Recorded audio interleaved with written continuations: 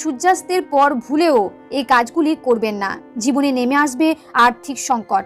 বাস্তুমতে এমন অনেক কাজ রয়েছে যেগুলি সূর্য ডোবার পর একেবারেই করা উচিত নয়। সূর্যোদয় ও সূর্যাস্ত মানে দিন ও রাতের সংযোগস্থল, তাই শাস্ত্রে এই সময়টিকে অত্যন্ত গুরুত্বপূর্ণ বলে মনে করা হয়। তাই সূর্যাস্তের পরে এমন অনেক কাজ আছে যেগুলি কখনোই করবেন না। এতে আপনার পরিবারে যেমন সুখ সমৃদ্ধি থাকবে না, তেমন আর্থিক উন্নতি করতে পারবেন না। এবার জেনে নিন সূর্যাস্তের পর কোন কাজগুলি করবেন না।